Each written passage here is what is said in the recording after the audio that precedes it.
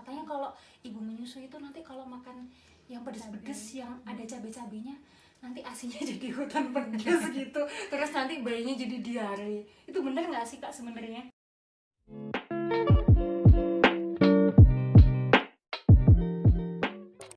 Assalamualaikum warahmatullahi wabarakatuh. Waalaikumsalam warahmatullahi wabarakatuh. Ketemu lagi sama kita berdua, Kak Rahma Dan Dek Binti. Iya. Jangan bosan loh ya guys. Ketemu lagi sama kita lagi.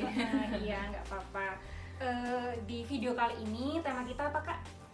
Jadi kali ini kita akan membahas tentang mitos dan fakta terkait dengan makanan dan kesehatan. Iya gitu kan, banyak ya yang beredar di mana-mana gitu ya, mitos-mitos yang nggak jelas itu sumbernya, terus kok tiba-tiba dipercaya aja sama orang-orang. Ya, Seperti itu. Kita akan bahas sedikit mungkin ya Bin ya. Nanti kalau teman-teman punya pertanyaan yang lain, kawan-kawan bisa kita bahas lagi. Mungkin bisa ada episode selanjutnya. Betul. Oke teman-teman, jadi yang pertama kita mau membahas mitos yang berhubungan dengan ibu menyusui, ibu hamil, dan ibu yang setelah melahirkan ya Kak ya. Betul.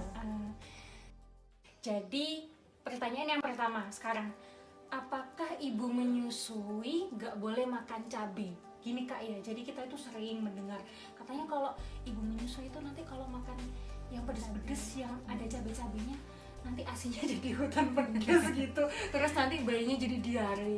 Itu bener nggak sih Kak sebenarnya? Nah, jadi itu sebetulnya mitos ya Bin gitu. Jadi memang ada yang bilang kalau ibu menyusui itu nggak boleh mengkonsumsi cabai, nanti takutnya asinya jadi pedas, terus anaknya diare, terus diarenya itu apa namanya, fesesnya bayi itu jadi seperti ada biji-biji cabainya itu gitu ya. Jadi itu sebetulnya mitos teman-teman, karena sebetulnya cabai itu nggak mempengaruhi rasanya ASI gitu. Jadi rasanya ASI itu tetap entah kita makan cabai atau tidak. Nah terus bayi baru lahir ya Bin, itu biasanya dia memang dalam sehari itu dia pasti buang air besarnya itu frekuensinya sering Sering gitu. ya Kak? Iya betul. Jadi bayi baru lahir itu dia memang membersihkan saluran pencernaan, jadi memang lebih sering ini buang air besar gitu. Sehari bisa sampai 6 kali sampai 7 kali.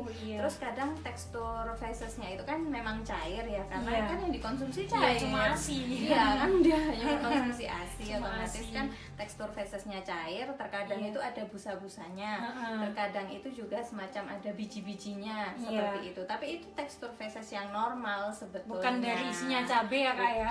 Bukan dari isinya cabai terus masuk ke dalam ASI terus akhirnya diminum sama bayinya, nggak bener itu gitu. Jadi ibu menyusui boleh-boleh aja mengkonsumsi cabai, cuman yang perlu diperhatikan ya nggak usah berlebihan juga ya, karena kan yang dikhawatirkan nanti mengganggu saluran pencernaan ibu itu sendiri. Seperti itu. Iya. Jadi udah jelas ya teman-teman, kalau ibu menyusui itu boleh makan cabai atau yang pedas, cuman nggak boleh banyak-banyak. Soalnya nanti kalau banyak-banyak malah mengganggu saluran pencernaannya dia. Tapi nggak ada pengaruhnya sama sekali sama rasa asinya. Dia tetap rasa asi. Iya, murni. betul. Murni. Rasa asi bukan rasa cabai. Iya. Terus apalagi Bin biasanya ya yang sering ya kalau ibu menyusui, misalnya kayak gini, ibu menyusui itu kadang-kadang ada yang setelah melahirkan itu nggak boleh mengkonsumsi lauk-lauk loh Bin. Jadi makannya cuma gitu nasi ya? aja sama Katanya sayur-sayuran gitu. Lauk seperti ayam, ikan, daging, tahu, tempe itu nggak boleh, karena katanya nanti luka yang habis melahirkan itu jadi basah, terus akhirnya nggak sembuh-sembuh. Bener nggak sih? Ya kalau itu sih salah loh Kak itu. Salah ya? Salah besar ya? Salah besar. Soalnya kan kalau ibu setelah melahirkan itu kan malah kalau di kita itu dietnya kan namanya harus diet KTP Kak ya. Tinggi kalori, tinggi protein gitu teman-teman. Jadi kalau ibu-ibu setelah melahirkan justru dia harus memperbanyak konsumsi makanan-makanan yang tinggi protein.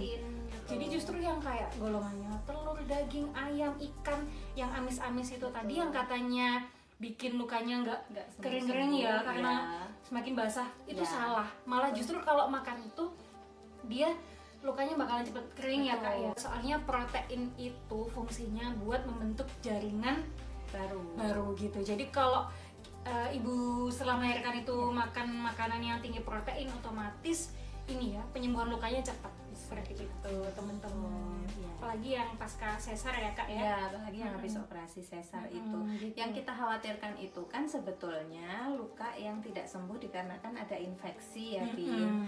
Nah, sedangkan infeksi luka itu sama sekali bukan disebabkan karena makanan. Jadi bukan karena kamu makan ayam, tahu, tempe terus lukanya jadi infeksi, enggak. Itu karena mungkin kondisi lukanya itu kurang bersih, Iya, gitu, tidak biasanya dibersihkan gitu. dengan bagus. Nah, itu bisa menyebabkan infeksi. Jadi jangan khawatir, tetap harus mengkonsumsi lauk hewani dan nabati setelah melahirkan. Jadi bukan karena makanan ya. Tuh. Iya. Oke, sekarang mitos yang ketiga ya kak ya. Ya. Jadi gini, katanya kalau ada bayi baru lahir belum sampai 6 bulan, terus dia sering nangis, sering rewel, itu katanya kalau sama neneknya itu dibilang suruh ngasih makan, katanya dia lapar gitu, katanya gitu, makanya disuruh ngasih makan. Padahal kan kalau belum sampai 6 bulan itu kan belum waktunya ngasih MPASI. Biasanya sambil marah-marah itu neneknya, wes tondo age nanti pari makan iku luwe anake age nanti kayak makan. Iya. Ojo mek mimik tok luwe. Iya, Mbak. Iya.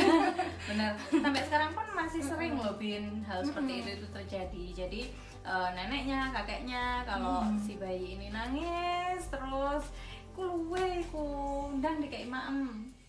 Jadi itu juga mitos yang keliru juga ya, Bin. Iya. Artinya gini, anak sebelum usia 6 bulan itu memang betul-betul nggak boleh dulu diberikan MPASI. Apalagi ada loh yang ibu-ibu atau nenek-nenek itu yang baru lepas pusarnya, artinya umurnya mungkin masih sekitar 7-10 hari itu sudah diberikan makan ya.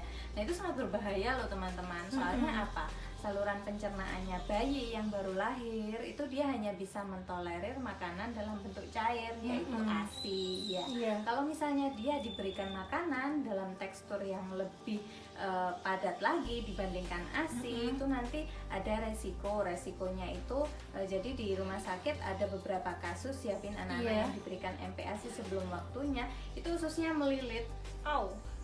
Ya, akhirnya terjadi kebuntuan di ususnya bayinya, itu akhirnya menyebabkan dia harus menjalani operasi gitu. Jadi ini merupakan hal yang sangat berbahaya sekali. Jadi kalau misalnya masih ada dari mungkin ibu mertua atau ibunya teman-teman atau mungkin neneknya, kakeknya yang menyarankan untuk bayinya diberikan makan sebelum usia 6 bulan, itu big no.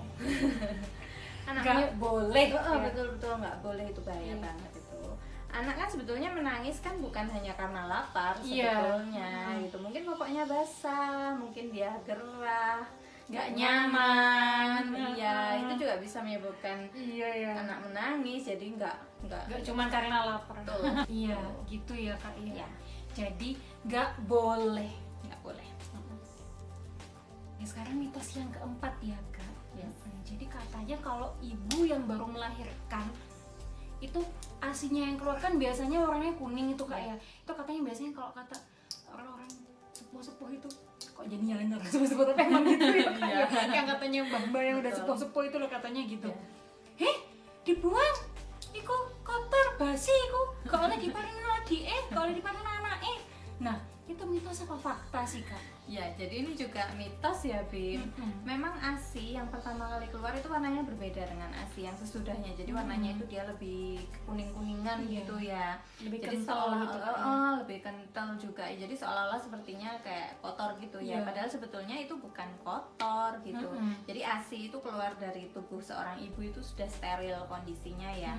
Apalagi ASI pertama yang biasa kita sebut kolostrum ini, dia itu betul-betul kaya akan protein, lemak, terus ada terutama dia tinggi imunoglobulinnya, Bin. Jadi ini merupakan suatu tahapan yang penting untuk memberikan antibodi yang bagus untuk bayi yang baru lahir gitu. Jadi jangan sampai kolostrum itu dibuang, harus diminumkan. Karena itu ibu yang habis melahirkan itu harus segera melakukan IMD ya, inisiasi menyusu dini, sehingga anak baru lahir itu sudah langsung disusuin supaya mendapatkan kolostrum itu tadi. Betul. Malah itu yang paling pentingnya di situ kak ya. Betul. Jadi nggak boleh dibuang. Ya, Jangan salah. jangan sampai dibuang, harus tetap diberikan kepada bayi.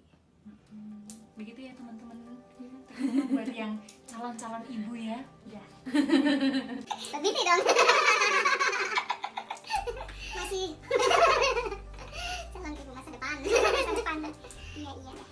Oke teman-teman, jadi yang 4 yang kita sebutkan tadi semuanya adalah mitos gitu ya, bukan fakta. Ya. Jadi nggak boleh dipercaya, Betul. harus ditolak, Harus ditolak. nggak boleh dilakukan. Iya. Ya kak ya. Betul Iya, sekali seperti ya. itu. Jadi kalau misalnya ada informasi-informasi yang masih belum jelas sumbernya ya Bi, Iya, itu cuma harus- kabar burung gitu kak ya. apalagi dari mulut ke mulut Ha-ha. gitu, turun temurun Ha-ha. gitu. Soalnya dulu Belum dikaji, belum ada kajian ilmiahnya gitu. itu nggak harus langsung dipercaya sama teman-teman gitu. Jadi teman-teman bisa googling atau bisa tanya ke tenaga kesehatan yang profesional ya. Seperti ahli gizi contohnya. Itu jadi supaya lebih valid lagi informasinya gitu. Iya. Apakah itu perlu dipercaya atau tidak. Iya, jadi seperti itu. Oke, terima kasih teman-teman ya yang udah nonton. Terima kasih Semoga banyak. bermanfaat. Amin. Coba Iya. lagi kapan-kapan lagi ya Bin. Iya. Kalau teman-teman punya pertanyaan silahkan bisa ditanyakan di kolom komentar ya. Pengen bahas apa lagi mitos-mitos yang lain. Karena Iya. sebetulnya masih banyak ya. Iya, Nah, jadi kita mungkin kita bahas ada lagi. next episode ya Iya. Kak ya. Oke. Terima kasih. Terima kasih. Assalamualaikum warahmatullahi wabarakatuh.